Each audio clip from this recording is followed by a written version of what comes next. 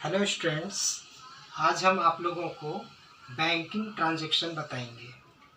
Businessman आज cash से ज़्यादा बैंक के साथ ट्रांजैक्शन करता है और अपने टास्क को परफॉर्म करता है। तो डिफरेंट सिचुएशन में बिजनेसमैन किस तरह से ट्रांजैक्शन करता है और बैंक कैसे परफॉर्म करता है उस ट्रांजैक्शंस को, इसके बारे में आज हम आप लोगों को बताएंगे। तो जिसके डिफरेंट सिचुएशंस होते हैं, जैसे फर्स्ट है when goods purchase from creditor and paid by cheque. Means businessman जो है क्रेडिटर से सामान परचेज किया और चेक पेड किया, तो यहाँ पर दो ट्रांजैक्शन होगा। पहला होगा जब बिजनेसमैन क्रेडिटर से सामान परचेज कर रहा है, तो सामान जब परचेज कर रहा है तो दो पार्टी तैयार हुआ, परचेज अकाउंट और क्रेडिटर अकाउंट। तो परचेज यदि हम कर रहे हैं तो परचेज डेबिट हो जाएगा। हम ये बहुत बार आप लोगों को बता चुके हैं कि परचेज डेबिट क्यों हुआ। उसके बाद हम क्रेडिटर से परचेज कर रहे हैं, तो क्रेडिटर जो है वो हमारा पर्सनल अकाउंट है, वो दे रहा है सामान, गिवर है, इसलिए क्रेडिटर डेबिट हो गया। अब दूसरा बनेगा कि क्रेडिटर जो है चेक रिसीव किया बिजनेसमैन से। हम यदि बिजनेसमैन हैं तो चेक दिए क्रेडिटर को, तो क्रेडिटर रिसीवर है, तो क्रेडिटर डेबिट हो गया। और उस क्रेडिटर को पेमेंट कौन करेगा? यदि हम चेक कर रहे हैं, चेक दे रहे हैं, तो पेमेंट उसको बैंक करेगा, इसलिए टू बैंक अकाउंट हो जाएगा। नेक्स्ट कंडीशन से, नेक्स्ट सिचुएशन से, when goods sold to debtor and received cheque. Means debtor को हमने सामान बेचा और डेब्टर से हमें चेक मिला, तो यहाँ पर भी दो ट्रांजैक्शन बनेगा। पहला तो जब हम डेब्टर को सामान बेचे, तो जब सामान हम बेचे, उधार में बेचे मान लेते हैं अभी, तो डेब्टर अकाउंट डेबिट हो जाएगा, जिसको भी हमने बेचा है उसका नाम डेबिट हो जाएगा और सेल्स क्रेडिट हो जाएगा। अब वो हमें चेक दिया, तो उस चेक को हम बैंक में जमा कर दिए, तो बैंक डेबिट हो जाएगा और टू डेब्टर हो जाएगा। तो तीसरा सिचुएशन है when cheque dishonoured by bank. तो स्टूडेंट थोड़ा सा आप लोग डिजॉनर्ड के बारे में समझिए।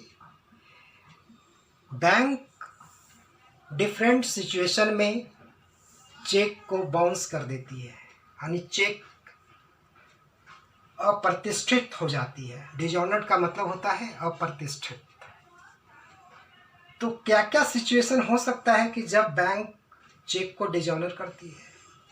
पहला तो ये कि कोई भी चेक 3 मंथ तक ही वैलिड है। यदि आपको चेक मिला और 3 महीना बाद आप बैंक में जमा कर रहे हैं, तो आपका चेक डिजॉनर्ड हो जाएगा। दूसरा सिचुएशन है कि जो चेक दिया है उसका सिग्नेचर मैच नहीं कर रहा है। तीसरा सिचुएशन हो सकता है कि बैंक में उसका पैसा है ही नहीं, उसके अकाउंट में पैसा है ही नहीं जितना का वो चेक लिख दिया है। नेक्स्ट सिचुएशन हो सकता है कि किसी तरह का कटिंग है जो कि बैंक एक्सेप्ट नहीं कर रहा है।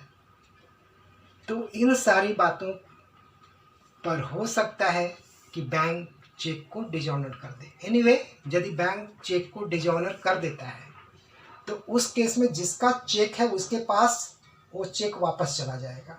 तो चेक किसका है? डेब्टर का है। डेब्टर चेक हमको दिया था, अब हम वापस उसको कर रहे हैं, तो डेब्टर अकाउंट हो जाएगा डेबिट और टू हो जाएगा बैंक अकाउंट।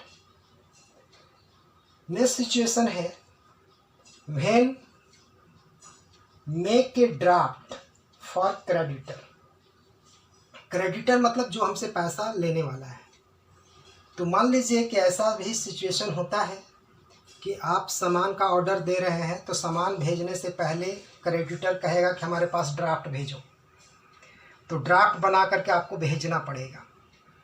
तो ड्राफ्ट रिसीव कौन करेगा? क्रेडिटर रिसीव करेगा। ये पर्सनल अकाउंट है, रिसीवर है, इसलिए डेबिट हो गया। और 2 हो जाएगा bank draft account. Next situation है कि when cheque received from debtor and send into bank at the next day. Means debtor से हमने चेक रिसीव किया, लेकिन उस चेक को तुरंत नहीं भेज करके हम अगले दिन या उसके बाद का दिन में भेज रहे हैं। तो बिजनेस का रूल होता है कि आप जैसे ही कोई वर्क किए तुरंत उसको लिखिए, ये नहीं कि कल भेजेंगे तब हम लिखेंगे।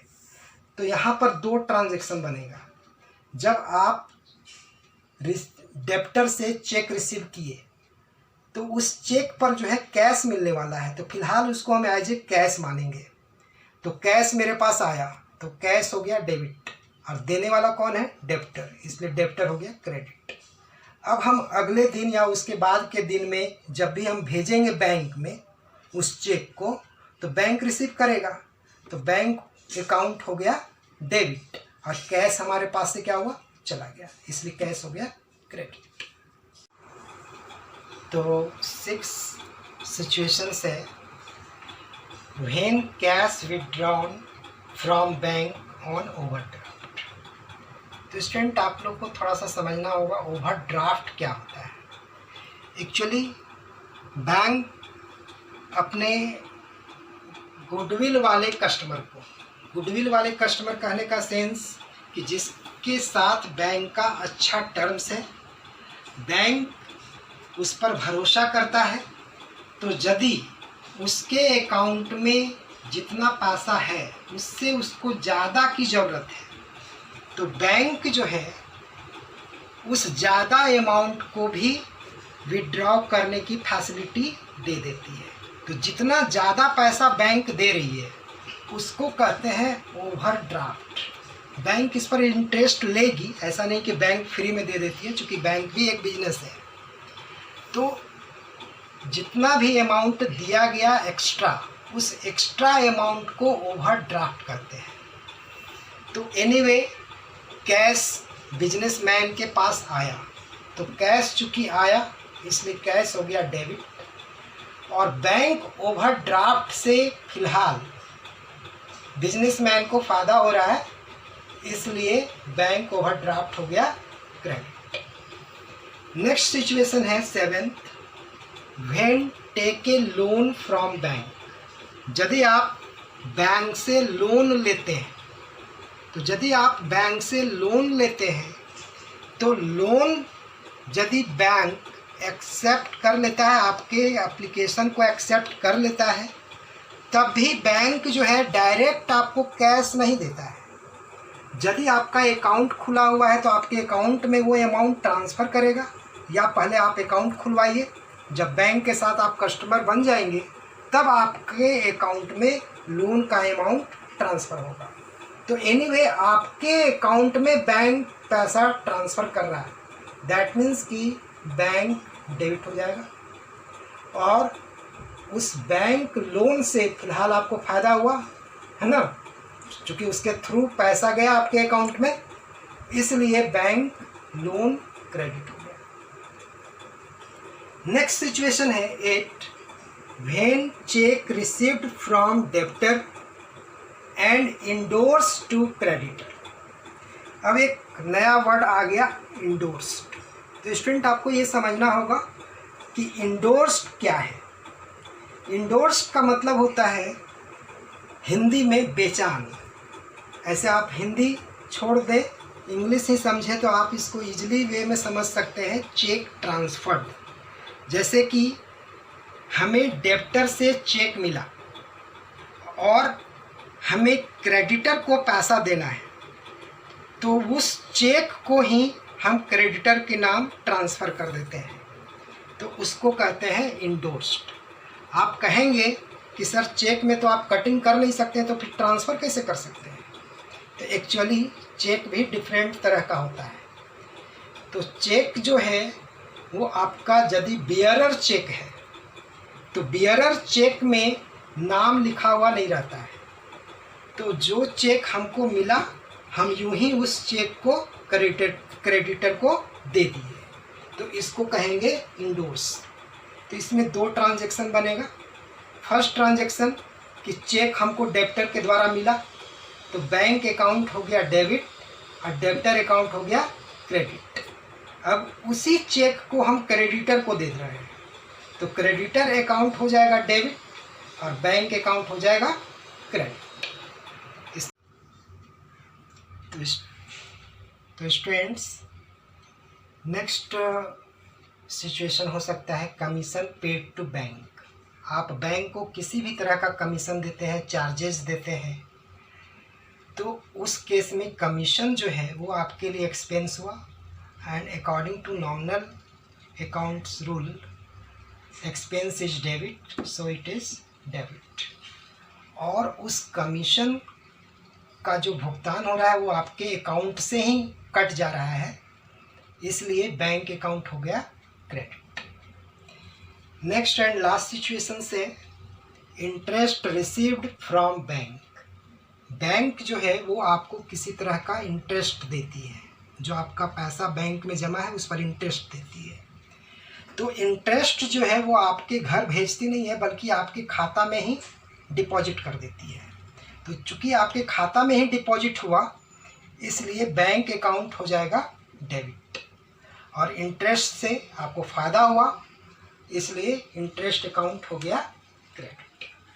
तो ये सारे रूल थे बैंकिंग ट्रांजैक्शन के। अब हमारे अगले वीडियो में जो हमने आपको रूल्स ये सारे बताए हैं, ये सारे रूल्स पर एक कंप्लीट एग्जाम्पल होगा, और उस कंप्लीट एग्जाम्पल पर फिर हम लोग देखेंगे कि ट्रांजैक्शंस कैसे करेंगे, उसका ग्रुप कैसे डिफाइन होगा, उसका बुक कैसे डिफाइन होगा।